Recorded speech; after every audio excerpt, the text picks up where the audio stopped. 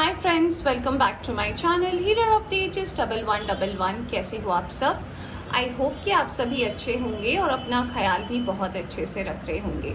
आज मैं करने जा रही हूँ रीडिंग कैंसर्स की, यानी कि कर्क राशि की, और जानने की कोशिश करूँगी उनके लिए जो है ये आने वाला हफ्ता जो है 11 to 17 ऑफ जुलाई कैसा रहने वाला है। क्या कोई मेजर चेंजेस होने वाले हैं? क्या कोई मेजर चेंजेस आप अट्रैक्ट कर रहे हो, या फिर ऐसा हो सकता है किसी चीज़ का आप वेट कर रहे हो, किसी इंटरव्यू कॉल का, किसी पर्सन की कॉल का, किसी चीज़ के आगे बढ़ने का जो बहुत टाइम से स्टक है। आपका हेल्थ कैसा रहेगा, हम ओवरऑल एनर्जी चेक करने की कोशिश करेंगे।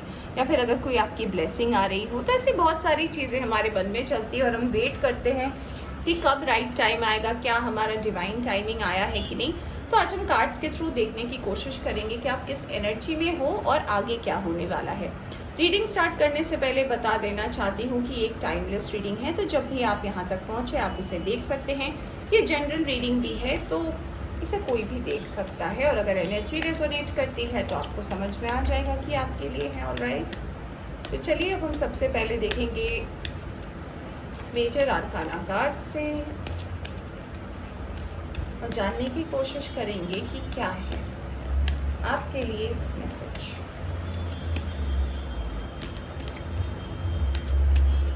ऑलराइट, आपके लिए कार्ड आया है द हेरोफेंट।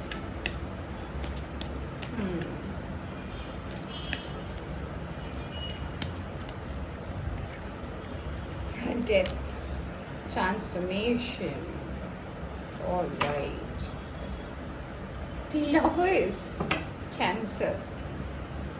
ओके, मैं पहले सारे कार्ड्स निकालूंगी, फिर मैं आपको बताऊंगी कि आपके कार्ड्स जो है क्या कहना चाहते हैं। कुछ चीज़ों से आप भाग रहे हो, ऐसा लग रहा है कि कुछ चीज़ें जो है आपकी लाइफ में है तो सही, बट आप उन चीज़ों से भागना चाहते हो। जिम्मेदारी आपको नहीं लेनी, आपको ऐसा लग रहा है कि अभी थोड़ी टाइम हुआ है जिम्मेदारी लेने का, बट यूनिवर्स आपसे कहना चाहती है कि ये टाइम है स्पिरिचुअल ग्रोथ का, ये टाइम है चीज़ों को समझने का। आप कब तक भागोगे? भागने से कुछ नहीं होगा। अगर चीज़ों को आप एक्सेप्ट करते हो ना, तो जाके चीज़ें लाइफ में सेट होती हैं। कोई भी चीज़ भागने से सॉल्व नहीं होती। तो ये मुझे कोई चैनल मैसेज नज़र आ रहा था। कुछ लोगों के घर में हो सकता है आपकी शादी को लेकर बहुत ज़्यादा आप पे प्रेशर हो सकता है आपके घर में आपके जो छोटे हो उनकी शादियां हो रही हो, उनके घर में शहनाइयाँ बज रही हैं। तो मुझे ऐसा लग रहा है कि आपको भी मतलब कुछ लोग ऐसे हो सकते हैं जो कैंसर साइन के, आपको बोला जा रहा है कि अब आपको भी शादी कर लेनी चाहिए, आपको भी अपने सेटलमेंट के बारे में सोचना चाहिए, बट आप किसी के साथ स्टक हो। स्टक माने अच्छा वाला स्टक हो, किसी के साथ आपकी अट्रैक्शन बहुत ज़्यादा है।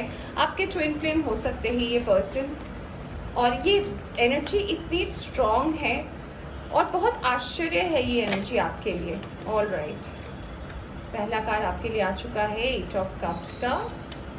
बट आपको रिलेशनशिप में कमिटमेंट्स का भी डर लगता है, आप कमिटमेंट पे बिलीव नहीं करते। आपको लगता है कि नहीं, जैसे कोई रिश्ता रिलेशनशिप में आ जाता है वो ख़राब हो जाता है, तो आपको इस चीज़ से डर लगता है। आपको पास में हो सकता है बहुत ज़्यादा रिश्तों से धोखे मिले हो, इसलिए आपको जो है रिश्तों में इंटरेस्ट तो है नहीं। किंग ऑफ पेंटिकल्स, पैसे के पीछे बहुत ज़्यादा भाग रहे हो आप, बहुत ज़्यादा। ऐसा लग रहा है कि बस अब आपको पैसे ही कमाने हैं। तो मुझे ये मैसेज भी चैनल हो रहा है आपके लिए कि फ्रेंड, पैसे के पीछे मत भागिए, पैसे को अट्रैक्ट कैसे करना है वो कीजिए। आप हार्ड वर्क कर रहे हैं, यूनिवर्स आपको कह रही है स्मार्ट वर्क करना है, हार्ड वर्क नहीं। आपका पैटर्न जो है वो आज के टाइम से लेकर थोड़ा सा पुराना है, तो यूनिवर्स आपको यही कहना चाहती है कि थोड़ा सा अपने आप को अपग्रेड करने की कोशिश करें। It's time to upgrade. Queen of pentacles, we have a pair, we have king and we have the queen. Wow. So हाँ, कुछ लोग तो हैं जो ट्विन फ्लेम जर्नी में हैं यहाँ पे डेफिनेटली। ऑलराइट, और आप और मुझे लग रहा है जिनके साथ आप जर्नी में, आप दोनों का ही एम हो सकता है कि आप लोग अभी अपने वर्क और करियर पे ध्यान देना चाहते हो। दोनों ही श्योरिटी में नहीं हो, दोनों ही अभी नहीं सोच रहे हो शादी का, बट हाँ, आप दोनों के बीच में जो है अट्रैक्शन बहुत बहुत ही इंटेंस है। एस ऑफ कप्स, अट्रैक्शन भी है, फीलिंग्स भी है, बट दोनों इस चीज़ को एक्सेप्ट नहीं करना चाह रहे हो। ऑलराइट, टू ऑफ सोर्स, हाँ आप दोनों के लाइफ में भी जो है बहुत सारे कॉम्प्लिकेशंस भी हैं। बॉटम से आया है 6 ऑफ सोर्स का कार्ड। तो यहाँ पे जो कार्ड्स आपके लिए आए हैं वो मुझे सबसे पहले तो इशारा यही करे, जैसा कि मैं बात कर रही थी, कि हो सकता है पास्ट में अगर आप किसी के साथ रिलेशनशिप में रहे हो, वो कनेक्शन इतना ज़्यादा आपने उसमें इन्वेस्ट किया है, आपने अपना टाइम लगाया है, बट वो कनेक्शन कहीं ना कहीं फेल हो गया, आपको लग गया प्यार से डर, आपको अब प्यार नहीं करना, आपको प्यार पे बिलीव नहीं, और आपको लगता है नहीं प्यार करना मतलब कमिटमेंट, कमिटमेंट मतलब रिलेशनशिप, रिलेशनशिप मतलब शादी, शादी मतलब बच्चे। आप ओवर थिंक करते हो कैंसर्स। तो आपको ये बोला जा रहा है हर रिश्ता जो है ऐसा ही नहीं होता। इसके साथ मुझे ऐसा भी लग रहा है कि आपने रीसेंट पास्ट में किसी ऐसे पर्सन को अट्रैक्ट किया है जो आपकी ट्विन फ्लेम की एनर्जी में है। यहाँ पे कार्ड भी आया है कपल का, तो जी हाँ आप एक ट्विन फ्लेम एनर्जी में भी हो, और इस पर्सन को देखकर आपको लगा कि इस पर्सन का तो कोई डिमांड नहीं है, पर ये पर्सन आपसे कमिटमेंट भी नहीं मांग रहा, आपको इस पर्सन के लिए फीलिंग भी है, बट आप उसे छुपा रहे हो, आपको नहीं बताना, क्योंकि आपको ऐसा लगता है कि जैसे ही मैं किसी रिलेशनशिप में जाता हूँ या जाती हूँ, जैसे ही मैं किसी के साथ इन्वॉल्व होता हूँ या होती हूँ, चीज़ें जो है वो ख़राब होने लगती है अच्छे से। तो हो सकता है कि आप जिस पर्सन को लेकर ऐसा सोच रहे हो वो पर्सन ऐसा ना सोचता हो सकता है इस पर्सन का पर्सपेक्टिव जो है लाइफ को लेकर वो अलग सा हो। तो आप बिना बात की ये जो एज्यूम करके चीज़ें कर रहे हो ना, तो इसे आप ना करें। पैसे के पीछे अगर आप बहुत ज़्यादा भाग रहे हो तो आपको ये भी बोला जा रहा है पैसे को अट्रैक्ट करने का तरीका सोचें, पैसे को कैसे स्मार्टली हैंडल करते हैं ये इसके बारे में सोचें, रैदर देन पैसे के पीछे दौड़ रहे हो, आप इधर भाग रहे हो इधर भाग रहे हो, तो ऐसा ना करें। एक बहुत ही काम एंड क्वाइट एनर्जी मुझे यहाँ पे नज़र आ रही है आपके ट्विन फ्लेम की, जो हो सकता है बहुत ज़्यादा मैच्योर हो। एज की मैच्योरिटी मैं नहीं कह रही, समझ की मैच्योरिटी कह रही हो सकता है ये पर्सन जो है कहीं ना कहीं अपने आप में अबंडेंट हो, अपने आप में इंटेलिजेंट हो, और बहुत ही एक मदरली वाइब आ रही है कि ये पर्सन बहुत ही काइंड, केयरिंग, लविंग और गिविंग है। हो सकता है आपने अब तक जितने रिलेशनशिप में रहे हो वह हमेशा आपने खर्च किए, आपने दिया, पर ये पर्सन जो है ये उल्टे है, ये आपको देना चाहते हैं, ये आपके लिए करना चाहते हैं, इनको बदले में कुछ नहीं चाहिए। जो भी एक कारण हो सकता है जिस वजह से आप बहुत ज़्यादा इस पर्सन से अट्रैक्शन फील करते हो कि क्यों, why are you doing this, right, ऐसा आपके दिमाग में आता होगा या फिर आ सकता है।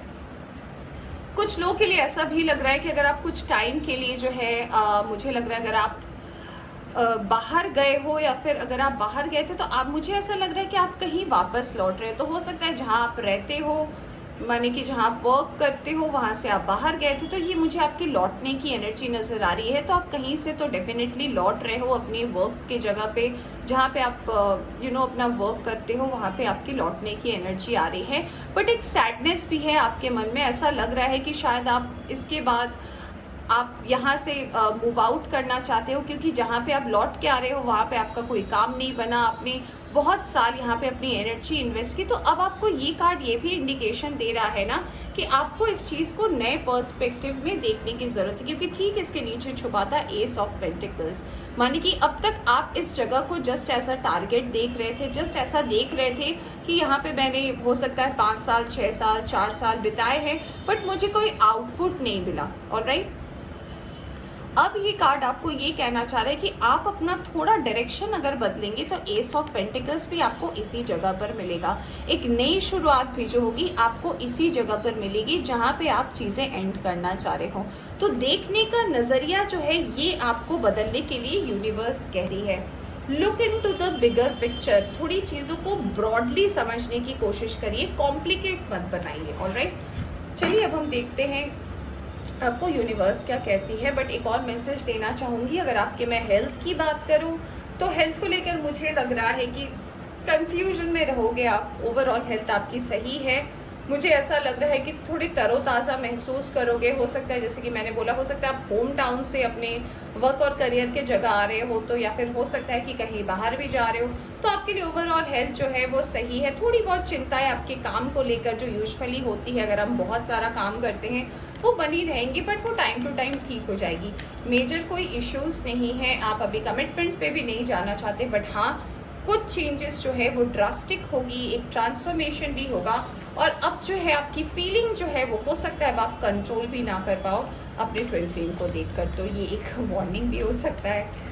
तो आप इसे जैसे लेना है ले लेना, बट हाँ एक अट्रैक्शन तो है और बहुत ही ज़्यादा ज़बरदस्त है।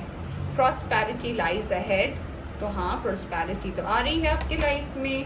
Conclusions are within reach, तो आपके प्रॉब्लम का सॉल्यूशन भी जो है वो आपको मिलने वाला है। And we have surrender to the divine, अगर आंसर्स नहीं मिल रहे हैं तो डिवाइन के सामने सरेंडर कर दीजिए, तो आपको जो है सारे आंसर्स मिल जाएंगे जो भी आप आंसर्स ढूंढ रहे थे। Cancers, alright. बॉटम से आया है टाइम टू ब्रीथ आउट, तो थोड़ा सा वक्त निकालिए अपने आप के लिए, अपनी एनर्जी को स्टेबल कीजिए और कोशिश कीजिए कॉम्प्लिकेटेड ना करें, चीज़ों को संभाल लें। ऑलराइट, कुछ चीज़ें जो होती है, कुछ लोग जो होते हैं वो डेस्टाइंड होते हैं हमें मिलना, वो कुछ पल के लिए आते हैं और अगर आप सही टाइम पर उस चीज़ को नहीं समझ पाते हैं ना, वो अगर एक बार चले जाते हैं ना तो वो वक्त, वो समय लौट कर नहीं आता। तो बहुत ज़रूरी है आपको ये सोचना कि आप किसे अट्रैक्ट करना चाहते हो, किसे रखना चाहते हो और किसे जाने देना चाहते हो। कभी कभी हम चीज़ों को जाने देते थे ये सोच कर कि ये तो लौट के आएगा। बहुत टाइम ऐसा होता है कि अच्छी चीज़ें हम छोड़ देते हैं और वो फिर लौट के वो नहीं आता, तो इस बात का ध्यान रखिएगा। तो फ्रेंड्स ये थी आपकी रीडिंग, होप आपको पसंद आई हो तो लाइक करें, चैनल पर नए आए हैं तो चैनल को सब्सक्राइब करना ना भूलें। Bye bye.